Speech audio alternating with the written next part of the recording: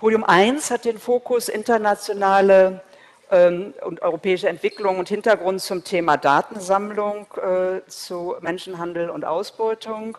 Und wir hören als erstes einen Impuls von Dr. Julia Planitzer von GRETA. Und sie wird entlang der Leitthemen und Leitfragen des Panels uns einführen und vor allen Dingen einen Fokus legen auf dem Thema, welche Art von Daten braucht GRETA eigentlich für die Berichterstattung. Und ich glaube, unschlüssig so Konsens, dass es Daten braucht und dass dafür viel Kollaboration notwendig ist, aber eben auch nochmal die Herausforderung, die Daten zu generieren und entsprechend zusammenzutragen. Ich stelle sie Ihnen kurz vor. Sie ist erstens Mitglied der Expertengruppe zur Bekämpfung des Menschenhandels des Europarats, also kurz GRETA, für sicher die meisten von Ihnen ein Begriff. Und sie ist außerdem zweite Vizepräsidentin der Expertengruppe zur Bekämpfung des Menschenhandels, also in der Funktion des Europarates und jetzt Mitglied bei GRETA seit 2019. Sie ist Juristin und hat ihr Doktorat im Bereich Menschenrechte an der Universität Wien abgeschlossen.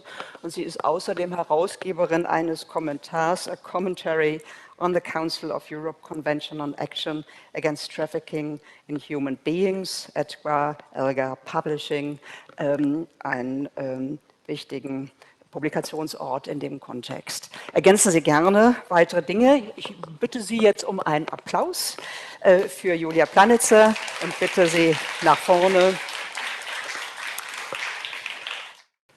Ja, vielen herzlichen Dank für die Vorstellung. Ich werde den Vortrag selber auf Englisch halten, weil ich ihn in englischer Sprache vorbereitet habe, um ihn auch mit meinen Kolleginnen bei GRETA zu diskutieren. Auch im Hinblick auf ein mögliches Streaming ohne Übersetzung habe ich ihn auf Englisch gemacht. Ja, bitte auch um Ihr Verständnis. Die Fragen können dann gerne auf Deutsch natürlich gestellt werden und ich werde auch auf Deutsch antworten.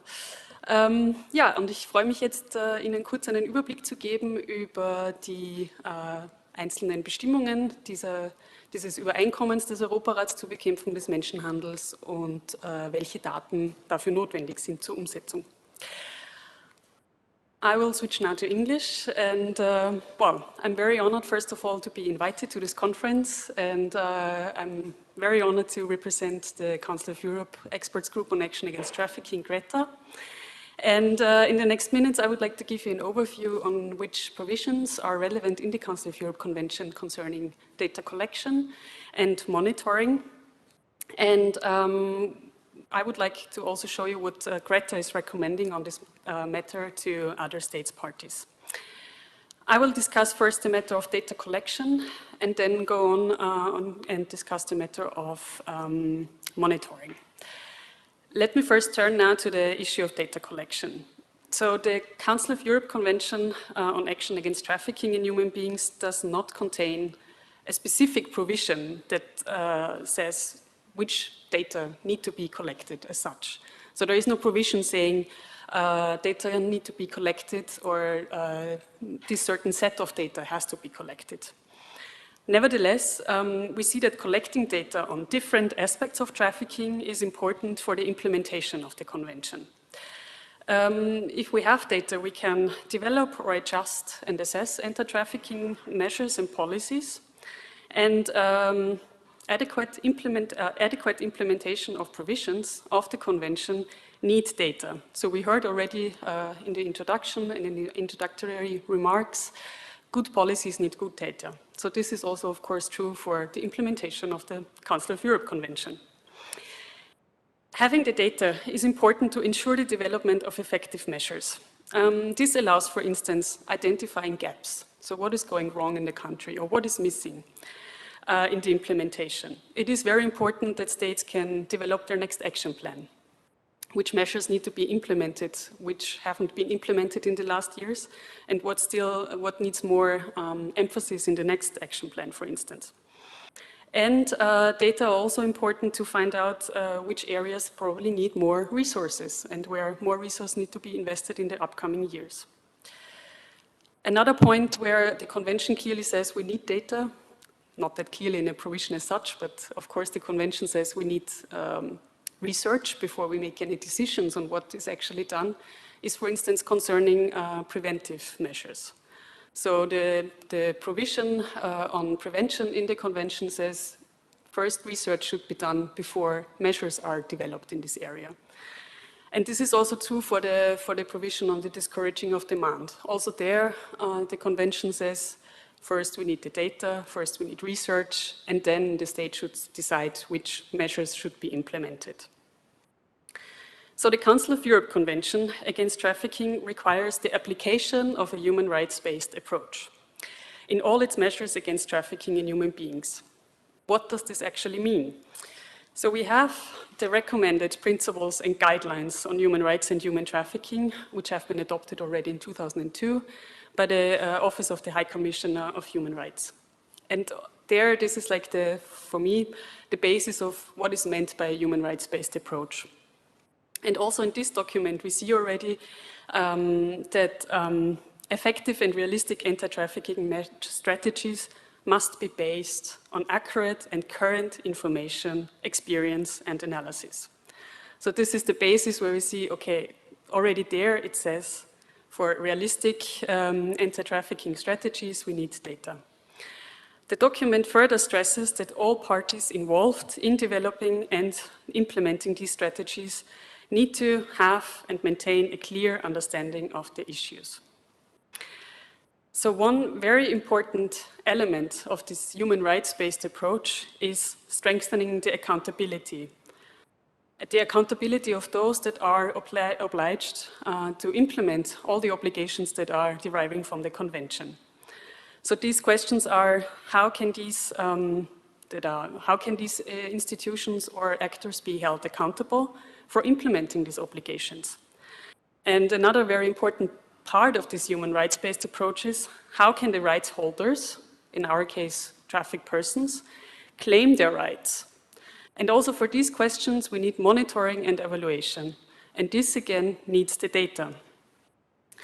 Therefore, strengthening accountability, holding actors accountable, can be achieved by monitoring and evaluation. As a result of this, GRETA has stressed, since the very beginning of its work, that adequate monitoring and evaluation include the availability of comprehensive statistical information. On the one hand, on trends in human trafficking, but also on the performance of the main actors in the fight against trafficking. I think I have to go on here.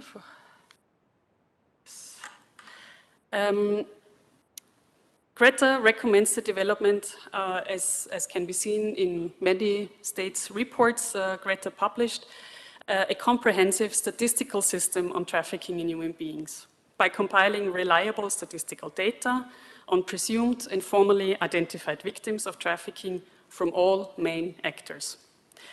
In several states parties, compiling data from different actors is part of the national referral mechanism. GRETA's recommendations in this area can be categorized in 4 areas, which you can see here on the slide.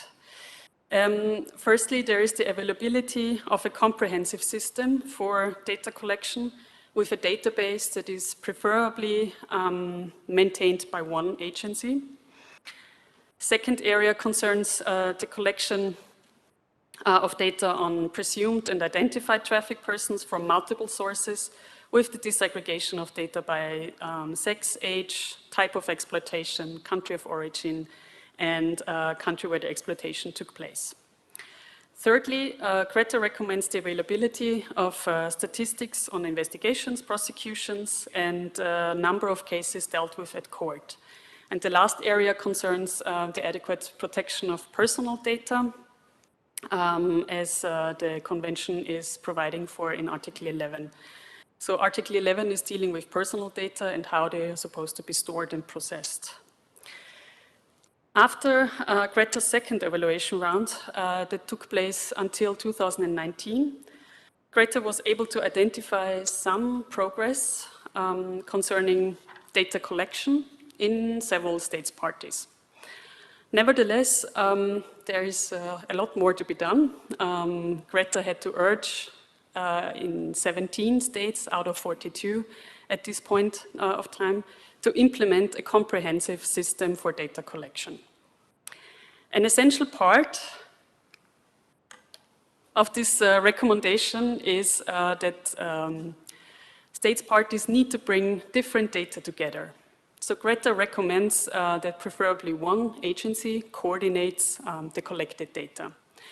In several states parties, we can see that different actors, including NGOs, judiciary, or the law enforcement, are collecting the data, but that these different data sets are not brought together to get a full picture. So, for example, in the latest report on Austria, we saw, for instance, that NGOs are collecting data, but also the judiciary and the law enforcement, but they all, of course, use different criteria for collecting this data. Which makes them difficult to assess what is actually working on, what is working, where are the gaps, and where is progress done. GRETA recommends to bring usually these different sets of data together. And this is why the reason why GRETA usually recommends that one agency is collecting the data and coordinates then the data. Another very important element of this data collection is that all relevant actors participate in the data collection that can contribute to the provision of data.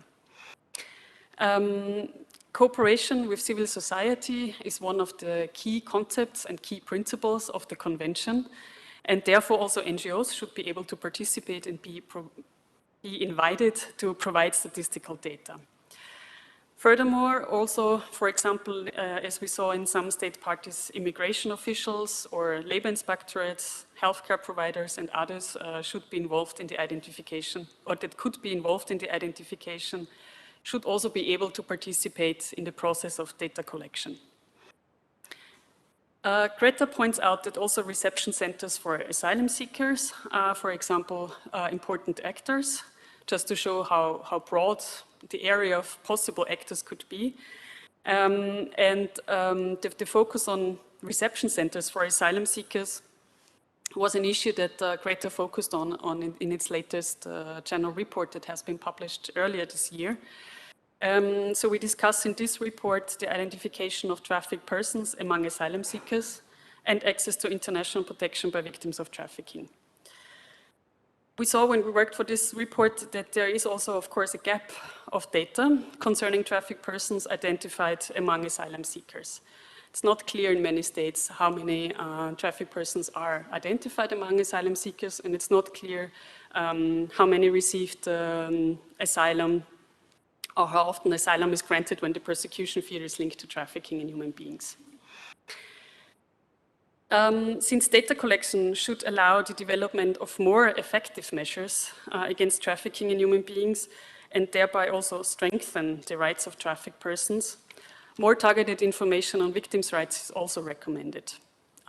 We see this good example of the new booklet with the new data of KOK that is also collecting data on rights of trafficked persons. So the idea of a human rights-based approach and the implementation of the convention with a human rights-based approach is that rights holders are able to claim their rights.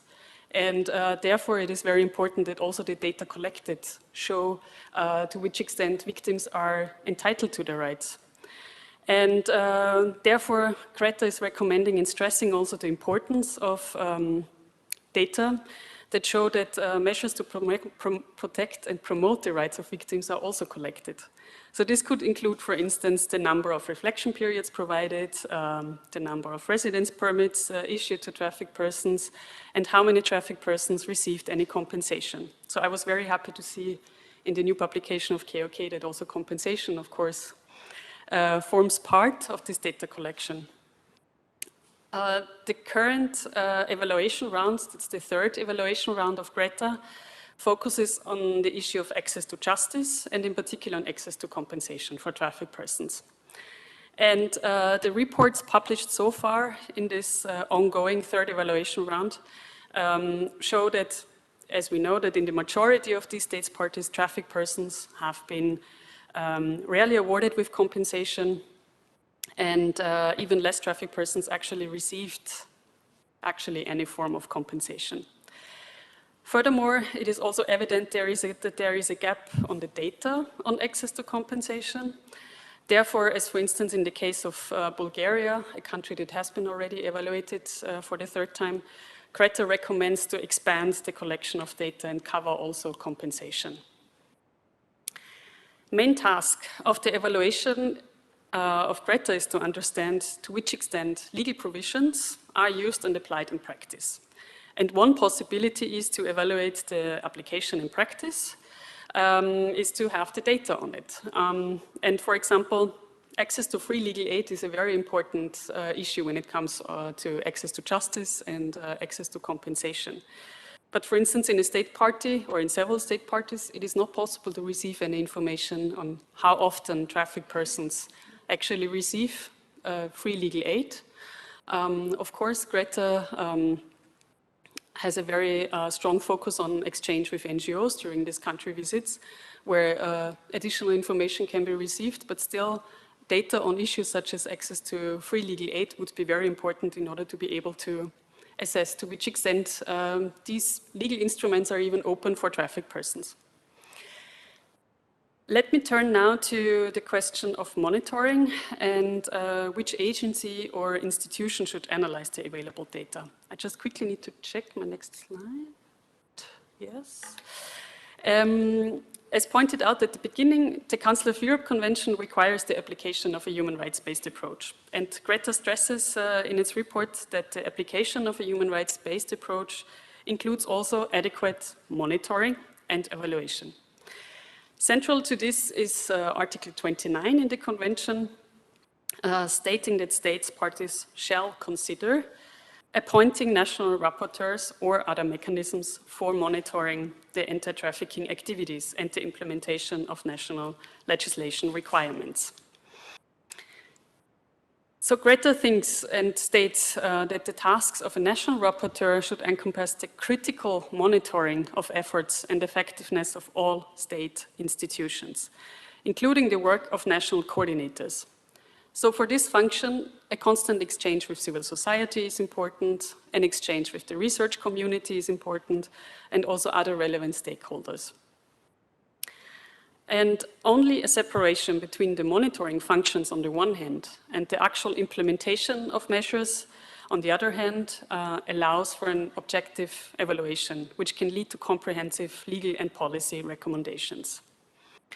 A body which is directly subordinated, for example, to a ministry can, in the view of GRETA, not be in a position to critically monitor the anti-THP actions of the government. The national coordinator, on the other hand, has a very different function, and this Article 29 makes also a clear distinction between the role of the coordinator and the national rapporteur. The national coordinator could be the agency, for example, the one agency that is coordinating all the data, that is in charge of collecting and bringing all the data together. The role of the independent rapporteur would be to evaluate and monitor the measures implemented. In several states parties, however, the roles are not clearly separated, or the national coordinator exercises also the role of the rapporteur or vice versa.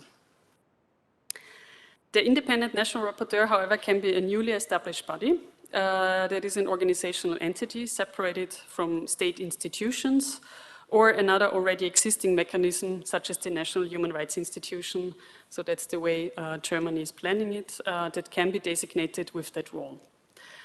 GRETA recommends as further option also that an external independent evaluation is commissioned with the monitoring. So this is another possibility when there is not a specific body or a national human rights institution that someone makes an evaluation of the implementation of the National Action Plan, for example. In GRETA's second evaluation round until 2019, GRETA recommended to 24 countries to examine the possibility of establishing an independent national rapporteur or designating another mechanism. So these are more than 50% still of states parties evaluated in this time period. So you see there is still more work to do in other states. And of course, Germany, well, is working already in this direction. But you can see in many other states, GRETA still, well, had to invite the states and ask them to start the process of implementing a monitoring mechanism. The number of states parties establishing such a mechanism is growing, and other examples are, for instance, Ireland, that has recently designated the Irish Human Rights and Equality Commission as Irish Independent National Rapporteur on the trafficking of human beings. Other examples are, for instance, in France, where the National Consultative Committee on Human Rights took over this position, and Luxembourg with the Advisory Committee on Human Rights. But it's not only GRETA that recommends the establishment of independent rapporteurs, so there are also other international bodies that support GRETA in this recommendation and push for this topic. For example, last year, the UN Committee on the Elimination of Discrimination Against Women, and the CEDAW, included in its latest general recommendation on trafficking of women and girls, also the establishment of a rapporteur on trafficking too, and there they broaden, I think, also the field, what the rapporteur is supposed to do, not only tracking and reporting on the progress of transformative anti-trafficking strategies, but also should this rapporteur promote gender equality and add to the empowerment of women. And with this, I'm already coming to an end of my presentation. On behalf of GRETA, I would like to sincerely thank the organizers for choosing this topic to focus on data collection and monitoring around this year's EU's Anti-Trafficking Day, and by pushing these topics further. And I'm very much looking forward to discuss a lot of open questions in the next days, and learn about good practices and challenges in the next days. Thank you. Danke.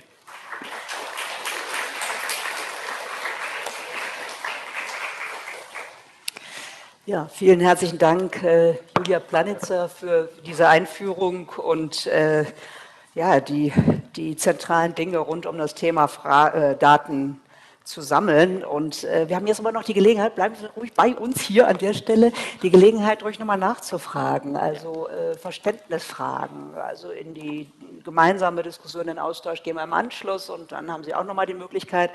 Aber vielleicht gibt es Dinge, die Sie unmittelbar jetzt noch besser verstehen wollen und nützlich wären. Scheuen Sie sich nicht. Also ich würde es gerne noch einmal so fragen über all die Mechanismen hinweg. Einen zentralen Erfolg, wo würden Sie sagen, wo klappt was so richtig in dem Bereich, wo geht was nach vorn an der Stelle, und wo sagen Sie, ja, richtige Richtung? Blick auf Datensammlung. Also ich denke, es gibt halt Staaten, die bereits schon länger Daten sammeln. Ja? Also wir haben ja auch Vertreterinnen aus Belgien und Vertreter aus den Niederlanden da, die uns dann noch mehr dazu erzählen. Das sind sicher Länder, die schon lange eine Tradition des Datensammeln haben. Oder auch Portugal, das ein elaboriertes System haben, aber prinzipiell sehe ich, wie ich auch gesagt habe, es gibt halt sehr viele Staaten, wo es noch keine klare Datensammlung gibt. Es gibt Akteure, die Daten sammeln, und dann kann man aus manchen Berichten etwas rauslesen, wie viele Verurteilungen, ja, aber wie viele beispielsweise tatsächlich eine Entschädigung bekommen haben, ist sehr schwierig herauszufinden in vielen Staaten. Vielen Dank. Da hat geholfen. Da ist eine Hand. Sagen Sie wieder ruhig Ihren Namen erst, ja? Hi, my name is Julia. Thank you, Julia. That was really interesting. You mentioned at some point, I don't remember when, about courts and analyzing court files. I wonder if you, in your work with GRETA, or one of our other GRETA members, has seen actual good analysis of what's inside court cases, because I think there's a lot of rich data there that is being probably missed. And I'm wondering if there is a country that actually has some good practice and opens those court files and uses it for data analysis. Mm-hmm. I think I cannot come up with the one country that is having a great law court or court case database. I think some countries, they have like a better documentation of cases. Depends on the number, how many cases. Well, I was also a researcher, and I once analyzed a lot of court cases myself on trafficking, and I know how hard it is to get this data, first of all. So I also think there is a lot of data in there, and as I said, in this third evaluation round, GRETA really tries to find out to which extent compensation has been awarded in these court cases, and this is challenging. So I saw states where there is a database where you would have also certain information on these court cases, whether there was an investigation, whether there was a court case, and how it ended, and also asking whether there is compensation. But in this one particular example, that was really very much at the beginning, basically. So that started just recently. But at least there is the idea of collecting this data. But I think it is very difficult still. I don't know. Maybe Okay, you have the it was micro just an already, answer to yes. Julie, but maybe I can explain it during the panel, because Meria, we are independent national rapporteur, and we have also the possibility to be a civil party in criminal procedure. So it gives us access to concrete files, and it's a way for us also to analyze the implementation of policy in practice. So I think it's a really important way to have access to practices, and not only to the legislation and so on. But it's a way for us to analyze the good practices and the less good practices as well. Thank you, Richard Piotrowicz. I think one of the problems is that when you talk about cases, there is already a lack of understanding about what we mean by cases. Do we mean cases where somebody was trafficked but there was no prosecution? That's one thing. But the second thing is, even if we've had a prosecution or some kind of legal procedure, in some countries it's not secret, but it will not necessarily be recorded because it's not regarded as important enough. It didn't go to a high enough level. So in other words, what we might see could be the tip of the iceberg. There might be a lot more, and it's not because the state is being secretive necessarily, but there is simply no mechanism to record this. So it is not necessarily bad faith on the part of the state. It might be, but it's not necessarily. And it's very difficult to know what's actually going on. Vielleicht kann ich dann noch dazu ergänzen, also in ganz vielen Staaten wissen wir, dass einfach Entscheidungen halt nicht veröffentlicht werden, ja, Gerichtsentscheidungen. Und es halt sehr schwierig ist, dann auch diese einzelnen Entscheidungen zu bekommen. Und entweder man kennt die Rechtsanwältin oder den Rechtsanwalt oder die NGO, die halt genau weiß, wie der Fall dann tatsächlich ausgegangen ist. Aber das ist halt so ein Suchen nach einzelnen Fällen. Ja, das ist wieder dann herausfordernd. Ja. Kommt dann wieder darauf an, wie viele Fälle das es in dem Land gibt. Aber ja. Dann erst einmal herzlichen Dank. Noch ein Applaus. Ja.